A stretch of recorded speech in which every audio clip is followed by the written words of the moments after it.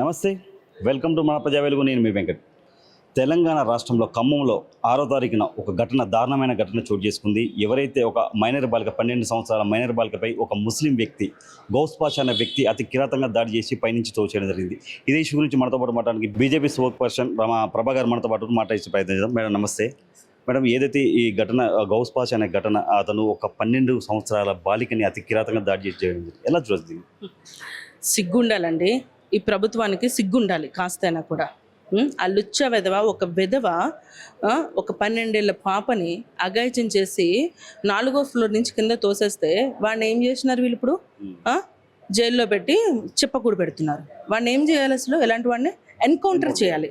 మరి ఎన్కౌంటర్ చేయకుండా వాడికి ఏం చేస్తున్నారు? తిండి పెట్టి పోషిస్తున్నారు. వీళ్ళు గాడిదలకి కాపలా కాస్తున్నారు వీళ్ళు. మరి బీఆర్ఎస్ పార్టీ ఏం చేస్తుంది? డిమాండ్ చేయాలి కదా వాళ్ళు. మరి అంటే వాళ్ళ పార్టీ నాయకుడు చేస్తే వాళ్ళు సైలెంట్గా ఉంటారా? కేటీఆర్ ఏమయ్యాడు? ఫామ్ హౌస్లో కూర్చున్నాడు వాళ్ళ అయ్యేలా ఫామ్ హౌస్లో కూర్చొని గారెలు తింటున్నాడేమో అనుకుంటా. బయటగా మీడియాకి వచ్చి మాట్లాడట్లేదు. ఆయన మాట్లాడాలి బయటకు వచ్చి. ఇప్పుడు జరిగిన ఇష్యూ ఇంత పెద్దది జరిగింది కదా. అమ్మాయి ఈరోజు నిమ్స్ హాస్పిటల్లో పడుంది పాపం పిల్ల. తల్లిదండ్రులు అంతా కూడా అక్కడ బాధపడుతున్నారు, మనోవేదనకు గురయ్యారు. అవునా? మరి ఇలాంటి జరిగినప్పుడు బీఆర్ఎస్ పార్టీ ఆడవాళ్ళు ఏమయ్యారు? మహిళలు లేరా? ఉన్నారు కదా, ప్లకార్డులు పట్టుకొని తిరిగే పెయిడ్ ఆర్టిస్టులు ఉన్నారు కదా బీఆర్ఎస్ పార్టీలో కూడా. మరి వాళ్ళందరూ ఏమయ్యారు? మరి ఈరోజు బయటికి రావాలి కదా, వచ్చి మాట్లాడాలి కదా. సిగ్గులేదా వాళ్ళకి? సిగ్గుండాలి కదా, మాట్లాడాలి కదా. ఇప్పుడు ఎవరు తప్పు చేసినా ఒకలాగే రియాక్ట్ అవ్వాలి కదా. మరి ఎందుకు రియాక్ట్ అవ్వట్లేదు? అన్నం తినట్లేదా? చీము నెత్తి లేదా వాళ్ళకి? రక్తం మరగట్లేదా? ప్రవీణ్ ఏమైపోయాడు? మరి ఆ రోజు తెగ మాట్లాడేస్తారు కదా ప్రవీణ్. మరి ఈరోజు ఎందుకు మాట్లాడట్లేదు? వీళ్ళందరూ ఎందుకు ఇంత మౌనంగా ఉండాల్సినంత అవసరం ఏముంది? ఒక వెధవకి బీఆర్ఎస్ పార్టీ ఎందుకు సపోర్ట్ చేస్తుంది? మహిళలందరూ ఎందుకు సపోర్ట్ చేస్తున్నారు? ఎందుకు ఎన్కౌంటర్ చేయమని చెప్పి ఎందుకు అడగట్లేదు వీళ్ళు? బీఆర్ఎస్ పార్టీ కార్పొరేట్ చేసాడు ఆయన. ఈ విషయంలో ఇది ఫస్ట్ టైం కాదు, అంతకుముందు ఎలాంటి అగాయిత్యాలు ఇన్వాల్వ్ అయి ఉన్నాడు. ఇది క్లియర్గా బయటకు వచ్చేసింది అంతే. వీళ్ళు ఏంటంటే రాజకీయం చేస్తున్నారండి. ప్రజలు ఏమైపోయినా పర్వాలేదు. ఈ బీఆర్ఎస్ పార్టీకి ఇది కొత్త చెప్పండి? అంతకుముందు బీఆర్ఎస్ పార్టీ 10 ఏళ్ళు ఉన్నప్పుడు వాక్బోన్ చైర్మన్, ఒక ఎమ్మెల్యే, అప్పుడు గ్యాంగ్ రేప్ జరగలేదు? మైనర్ అమ్మాయిది జరిగింది కదా. మరి దిశ ఇష్యూ జరగలేదా? మరి షీటింగ్ పెట్టారు అప్పటికే. మరి దిశ ఇష్యూ జరగలేదా? మరి మొన్న వైష్ణవ్ ఇష్యూ జరగలేదా? మరి పోలీసింగ్ ఏం చేస్తుంది చెప్పండి? పోలీసింగ్ కూడా ఏం చేస్తున్నారంటే ఎంతసేపు కూడా రేవంత్ రెడ్డి ఇటు తిరగమంటే అటు తిరుగుతున్నారు వీళ్ళు. ఎందుకంటే ఇప్పుడు హోమ్ మినిస్టర్ కూడా రేవంత్ రెడ్డే కదా. హోమ్ మినిస్టర్ ఆయనే, ఎడ్యుకేషన్ మినిస్టర్ ఆయనే, మున్సిపల్ మినిస్టర్ ఆయనే, జనరల్ అడ్మినిస్ట్రేషన్ ఆయనే, సీఎం ఆయనే. కర్మ తెలంగాణకు పట్టిన దరిద్రం ఏంటంటే మొత్తం అన్నీ ఒకే దగ్గర పెట్టుకుంటున్నాడు. నువ్వు ఇప్పుడు ఎడ్యుకేషన్ మినిస్టర్ కదా, నువ్వు ఎడ్యుకేషన్ మినిస్టర్ కూడా నువ్వు అయినప్పుడు ఫీజు రీఎంబర్స్మెంట్ నువ్వు చేయట్లేదు.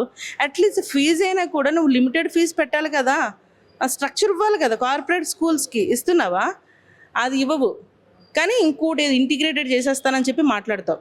సో వీళ్ళంతా ఏంటంటే ప్రజల్ని ఏదో విధంగా డైవర్షన్ చేయాలి అంతే. జైల్లో పడేసాం కదా, అయిపోయింది, మా స్టోరీ అయిపోయింది. బీఆర్ఎస్ పార్టీ వాళ్ళు వాడి లోపలికి వెళ్ళిపోయాడు కదా, స్టోరీ అయిపోయింది. ఇంకా దాని గురించి మాట్లాడట్లేదు ఎవరైనా. మీరు చూడండి ఇక్కడ. ఈవెన్ మేము అనేది ఏంటంటే ఈ కేసు విషయంలో యూట్యూబర్స్ కూడా ఎక్కువ మంది రియాక్ట్ అవ్వలేదు. ఓపెన్గా మనం మాట్లాడుకుంటే చాలామంది ఫెమినిస్టులు ఎక్కువగా రియాక్ట్ అవ్వలేదు. బ్యూరోక్రాట్స్, ఇంటెలెక్చువల్స్ వీళ్ళందరూ కూడా ఎందుకు మాట్లాడట్లేదు అని అడుగుతున్నాను నేను. మా క్వశ్చన్ ఏంటంటే ఇంత ఇష్యూ జరిగినప్పుడు సోకాల్డ్ తెలంగాణలో ఇంతమంది మహిళా సంఘాలు ఉన్నాయి, ఇంతమంది వీళ్ళందరూ ఉన్నారు కదా పెద్ద పెద్ద వాళ్ళందరూ వచ్చి ఎందుకు రియాక్ట్ అవ్వట్లేదు? ఒకే దాట మీద ఎందుకు ఎన్కౌంటర్ చేయమని వాడిని అడగట్లేదు? మేడం, ఈ విషయం మీద మీ బీజేపీ పార్టీకి సంబంధించిన మహిళలు కూడా చాలామంది లేట్గా రియాక్ట్ అయ్యారు.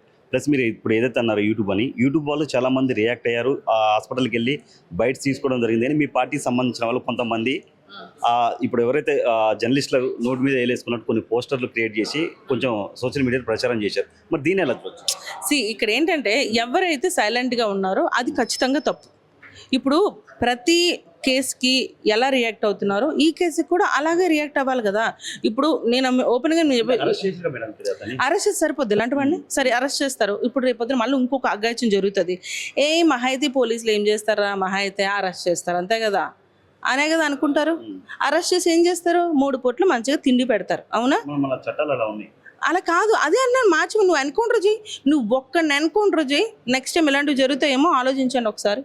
మరి చేయరు కదా, మన వాళ్ళు చేయరు. మన వ్యవస్థ, పోలీస్ వ్యవస్థ ఎంతసేపు కూడా గాంధీ లిమిటెడ్ కంపెనీ కోసం పనిచేయబోతుకే సరిపోతుంది. ఇంకా వీళ్ళు ప్రజల కోసం వీళ్ళేం పనిచేస్తారు? ఈ రోజున నేషనల్ క్రైమ్ బ్యూరో ఆఫ్ రికార్డ్స్లో మనది ఆల్మోస్ట్ 13% క్రైమ్ పెరిగింది కాంగ్రెస్ ప్రభుత్వం వచ్చిన తర్వాత. అవునా? ప్రతిరోజు సగటున 4 మహిళలు మాయమైపోతున్నారు, ఉమెన్ ట్రాఫికింగ్. మరి ఇవన్నీ ఎవరు కంట్రోల్ చేయాలి? కాంగ్రెస్ ప్రభుత్వమే కదా, పోలీసింగే కదా కంట్రోల్ చేయాలి. మరి సజ్జనార్ గారు ఏం చేస్తున్నారు? మరి వాళ్ళ టీంకి ఆయన రెస్ట్రిక్షన్స్ ఇవ్వాలి కదా. సజ్జనార్ గారు ఏం చేస్తారంటే సీఎం రేవంత్ రెడ్డి ఏం చెప్తే అది చేస్తారనమాట. ఆయన ఒక బఫూను, సీఎం రేవంత్ రెడ్డి అని ఆయన ఒక బఫూను, ఒక సర్కస్ నడుపుతున్నాడు. అది క్యాబినెట్ కాదు, అది ఒక సర్కస్ నడుపుతున్నాడు ఆయన. రాష్ట్రానికి ముఖ్యమంత్రి ఆయన. అందుకని మేము బఫూన్ అంటున్నాం. మాకు కర్మ ఏంటంటే రాష్ట్రాన్ని ముఖ్యమంత్రిలా బిహేవ్ చేయట్లేదు, ప్రజల్ని ఏడిపించుకొని తింటున్నాడు ఆయన. హైడ్రా పేరు మీదేమో కుటుంబాలని తొలగొట్టేశాడు. అవునా? ఇందిరా మిల్లులు ఇస్తానన్నాడు పాపం వాళ్ళకి. ఇందిరా మిల్లులు ఎవరికి ఇచ్చారు మీరే చెప్పండి? పెద్ద పెద్దోళ్ళకి ఇస్తున్నాడు ఇందిరా మిల్లులు, పేదోళ్ళకి ఇవ్వట్లేదు. అక్కడ బంగళాలు ఉన్నోళ్ళు, లండన్లో జాబులు చేసే వాళ్ళకి, గవర్నమెంట్ నౌకరీలు ఉన్న వాళ్ళకి, అలాంటి వాళ్ళకి ఇందిరా మిల్లులు ఇస్తున్నాడు రేవంత్ రెడ్డి. ఇప్పుడు ఏదైతే మేడం స్కూల్స్ 27,000 స్కూల్స్ని కుదించి 4,000 స్కూళ్ళకి తీసుకొస్తా అని చెప్పి రేవంత్ రెడ్డి గారు మాట్లాడారు. దీన్ని ఎలా చూడొచ్చు?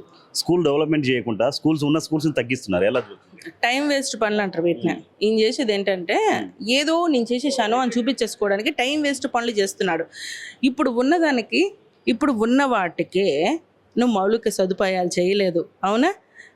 ఏ స్కూల్స్కైనా ఇప్పుడు నువ్వు ఇంటిగ్రేటెడ్ చేస్తానంటున్నావు. ఒక గ్రామంలోని ఒక స్కూల్కి వెళ్ళాలంటే మినిమము ఒక టైం పడుతుంది. అవునా? నువ్వు రోడ్లు ఏమైనా మంచిగా ఉన్నాయా? జాగ్రత్తగా బండి మీదో 2 వీలర్ మీదో అమ్మాయి స్కూల్కి వెళ్ళాలి. ఎంత టైం పడుతుంది? ఇప్పుడు నువ్వు ఒకే దగ్గర 4,000 స్కూల్స్ పెడితే వీళ్ళ డిస్టెన్స్ ఎంత ఎవడు చూస్తాడు? నువ్వు బస్సులు పెడతానంటున్నావు, ఎప్పుడు పెడతావు? మరి అప్పుడు ఎట్లా వస్తారు చెప్పండి? మరి వాళ్ళకి ఫుడ్ ఫెసిలిటీ ఎట్లా? ఇప్పుడు వాళ్ళు ఎంతో దూరం ఉంటుంది. ఇప్పుడు మార్నింగ్ 7 గంటలు బయలుదేరాలి. మరి పిల్లలు తినాలా వద్దా? సరే, నువ్వు ఇప్పుడు ఏదో అల్పాహారం పెడుతున్నావు అనుకుందాం. నీ అల్పాహారం సంగతి మాకు తెలీదా? ఆల్రెడీ గురుకులం పాఠశాలలో ఆల్రెడీ నీ అల్పాహారం తినే స్కూల్స్ ఏదైతే ఇప్పుడు అల్పాహారం అన్నాడో ఒకటే రోజు 2 రోజు నుంచి మొత్తం బంద్ చేశారని చెప్పి కూడా సోషల్ మీడియాలో ప్రచారం అవుతుంది. ఇప్పుడు ఏమవుతుంది తెలుసా? ఈయన అది కూడా బంద్ చేసేస్తాడు.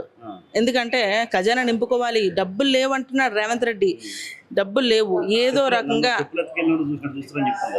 దొంగే కదా, దొంగ కదా, దొంగే. మరి దొంగ కాకపోతే ఓటుకు నోటు కేసులో ఏమయ్యాడు చెప్పండి? ఆయన ఏమైనా ఉద్యమాలు చేసి ఏమైనా జైలుకి వెళ్ళాడా? ఓటుకి నోటు కేసు మీద జైలుకి వెళ్ళాడు. మా పార్టీ నాయకుల్లాగా ఉద్యమాలు చేసి జైలుకి వెళ్ళలేదు రేవంత్ రెడ్డి. అసలు తెలంగాణ ఉద్యమం ఇప్పుడు రేవంత్ రెడ్డి ఎక్కడ ఉన్నాడు చెప్పండి? అసలు ఉన్నాడా? టీడీపీలోని ఆయన మోచేతిని తాగుతూ కూర్చున్నాడు. ఆయన ఇప్పటికీ అండ కదా. ఆయనకి లేదు, తెలంగాణ మీద ప్రేమ లేదు ఆయనకి. తెలంగాణలో వచ్చిన ఆయనకి ప్రేమ, డబ్బు మీద ఉన్న ప్రేమ ఆయనకి తెలంగాణ మీద ఎక్కడొస్తుంది? నిజంగా ఉద్యమంలో పార్టిసిపేట్ చేసే వాళ్ళకి అనుకో కాస్త కోస్త మనసులో ఉంటుంది. ఈయనకి ఏముంది చెప్పండి? ఏమి లేదు, కూర్చుని ఏదోలాగా తెచ్చుకున్నాడు. మొత్తానికి ఢిల్లీకి మూటలు పంపిస్తున్నాడు. మొన్న కూడా చెప్పాడు కదా, మాకేదో నవ్వొచ్చింది. మనం వర్షం పడినప్పుడు మొత్తం గచ్చిబౌలి ఇవన్నీ కూడా మునిగిపోయినాయి. ఆయన ఏమన్నాడు? 20 లక్షల లీటర్లు రైన్ హార్వెస్టింగ్ బావులు తవ్వాడంట. మరి మీ మీడియా వాళ్ళు చూసారా? నేనైతే చూడలేదు. మీరు చూస్తే మీరే చెప్పాలి. మరి ఈయనే రేవంత్ రెడ్డి గారు ప్రజాపాలన ప్రజల కోసం అని చెప్పి మాట్లాడుతారు. ప్రజాపాలన తెలంగాణలో నిజంగా ప్రజాపాలన నడుస్తుందో సూటిగా చెప్పండి. ప్రజల్ని దోచుకునే పాలన నడుస్తుంది, ప్రజాపాలన నడవట్లేదు. ఈ గాంధీ లిమిటెడ్ కంపెనీ ఇదేమనుకుంటున్నారు మీరు? కాంగ్రెస్ సర్కార్ అంటే గాంధీ లిమిటెడ్ కంపెనీ. ప్రజల్ని ఏ విధంగా దోచుకోవాలనే దాని మీద వీళ్ళు ట్రైనింగ్ తెచ్చుకుంటారు, అంతా ట్రైనింగ్ తీసుకుంటారు. క్యాబినెట్లో కూడా అన్నీ కూడా డమ్మీ మాటలు మాట్లాడతారు. చెప్పాను కదా, అదొక డమ్మీ క్యాబినెట్, అదొక సర్కస్ క్యాబినెట్ అని. ఈ బఫూన్ ఏం చెప్తే ఆ క్యాబినెట్ అట్లా వింటది. మేడం ఒకటే క్వశ్చన్, ఆన్సర్ పక్కా చెప్పాలి. ఏదైతే ఇప్పుడు ఈ గౌస్పాస్ విషయాలు బీజేపీ వాళ్ళు మహిళలు కానీ లేదంటే బీజేపీ పార్టీ వాళ్ళు మాట్లాడుతారో, మరి గతంలో మొన్నటి వరకు జరిగిన ఒక మైనర్ మీద జరిగిన అత్యాచారంలో ఏదైతే బండి సంజయ్ కొడుకు బండి భగీరథ మీద ఎందుకు మాట్లాడలేదు? చాలా మందికి కాల్స్ కూడా వెళ్ళాయి. కొంతమంది కాల్స్ చేస్తే కూడా నో కామెంట్స్ అని చెప్పి పెట్టేయడం జరిగింది. మరి అప్పుడు స్పందించిన వాళ్ళు ఇప్పుడు ఎందుకు స్పందిస్తారు? సరే, రాజకీయ కుట్ర కాదు. ఆ కేసుకి ఈ కేసుకి చాలా డిఫరెన్స్ ఉంది. ఏంటి మేడం? ఆ కేసులో అమ్మాయి ఆగస్టులోని ఒక దగ్గర ఇష్యూ అయింది లైసెన్స్ సంబంధించి. ఆ అమ్మాయి మీద కేసు జరిగింది. ఆ కేసు ప్రకారం చూస్తే అమ్మాయి వయసు 21 years. మరి వీళ్ళు ఇప్పుడు నమోదు చేసిన వయసు ఎంత చెప్పండి? అది తప్పు. ప్లస్ ఇంకొకటి, ఇక్కడ ఎక్కడ కూడా అమ్మాయిని అబ్బాయి అనేవాడు బలాత్కారం చేయలేదు. వాళ్ళంతా ఫ్యామిలీగా కలిసే టూర్లకి తిరిగారు. అవునా? ఫామ్ హౌస్ తిరిగారు. సరే, ఫామ్ హౌస్కి ఒకసారి వెళ్ళావు, మరి 2 సార్లు ఎందుకు వెళ్ళావు? టోటల్గా 3 సార్లు ఎందుకు వెళ్ళావు? ఒక కెమెరాలోనైతే మనకు క్లియర్గా ఫుటేజ్లో అమ్మాయి డ్రైవ్ చేస్తూ అబ్బాయిని తీసుకెళ్తున్నట్టు కనిపించింది, అవునా? సరే, ఇప్పుడు అమ్మాయికి ఇష్టం లేదనుకోండి, అబ్బాయి ముద్దు పెడుతున్నప్పుడు నువ్వు సెల్ఫీ తీసుకోవడానికి ఇట్లా యాంగిల్ ఇస్తామా చెప్పండి? నీకు ఇష్టం లేకపోతే వద్దని తోసేస్తావు, అవునా? కానీ ఆమె ఏం చేసింది? క్లియర్గా తినట్లేదా? హనీ ట్రాప్ అండి. ఫస్ట్ మీడియా వాళ్ళకు కూడా మీరు తెలుసుకోవాల్సింది ఏంటంటే హనీ ట్రాప్ ఏంటి, నార్మల్గా రియల్గా జరిగిన ఇన్సిడెంట్స్ ఏంటో ఫస్ట్ మీరు తెలుసుకొని మీరు అడగండి మమ్మల్ని. అప్పుడు అని ట్రాప్ అంటే ఆల్రెడీ వాళ్ళ దగ్గర వాళ్ళు సెటిల్డ్, ఆల్రెడీ వాళ్ళ ఫ్యామిలీ సెటిల్డ్, వాళ్ళకు డబ్బు డిమాండ్ చేయాల్సిన అవసరం ఏంటి అసలు? సరే, మరి ఫ్యామిలీ సెటిల్డ్ అన్నప్పుడు ఈ అబ్బాయితో ఎందుకు కలిసి తిరగడం? బగ్గి అంటే ఎందుకు గుళ్ళకి గట్రానా?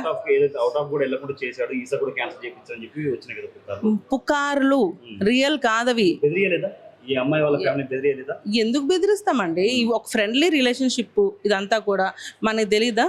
ఫ్రెండ్లీ రిలేషన్షిప్ అనేది మన సుప్రీంకోర్టు కూడా ఆర్డర్. సో మనం ఎవరితోనైనా we can maintain the relationship. అది తప్పు కాదు.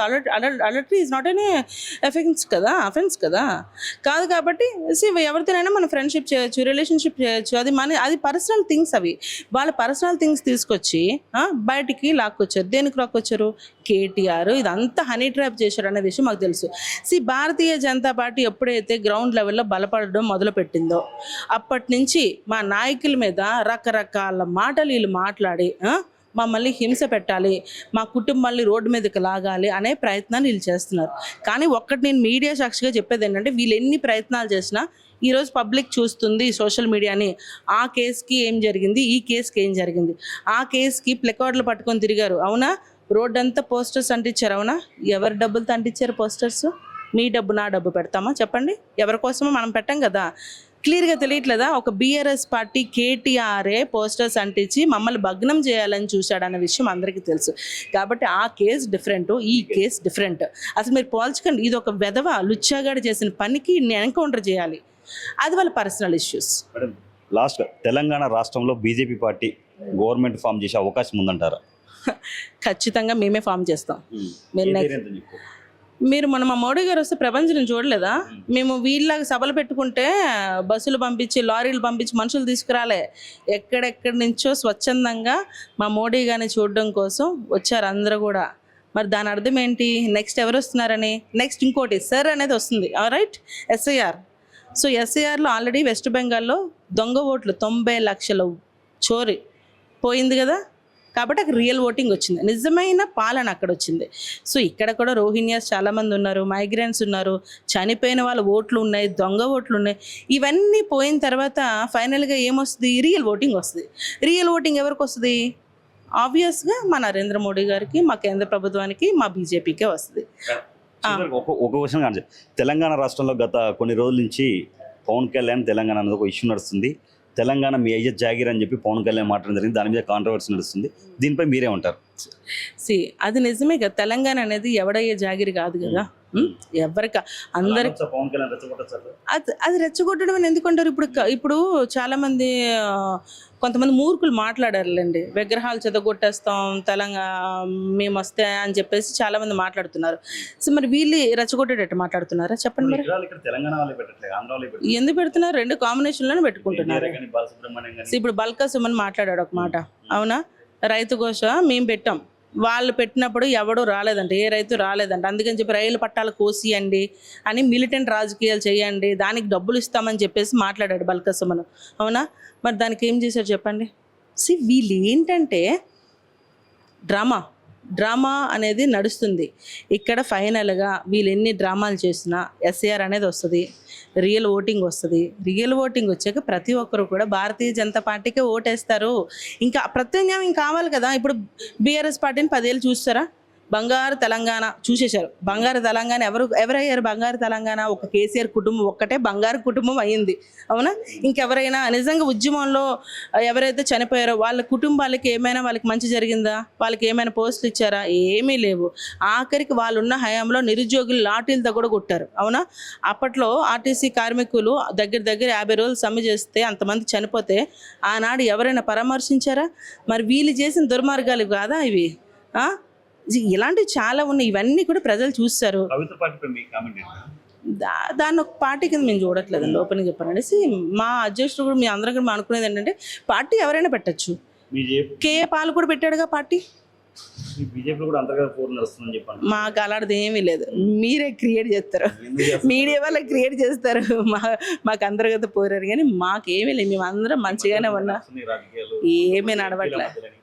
అగో చెప్తున్నాను కదా, మీరే సృష్టిస్తున్నారు అన్నీ. నిప్పు లేదు పొగరాదు మీరు, నిప్పు పెడుతున్నది మీరే కదా, ఎందుకు పెడతాం? మరి ఇంకెవరు, మరి ఎవరు పెడతారు చెప్పండి? ఇక మీడియా వాళ్ళే ఫస్ట్ నిప్పు పెట్టేది.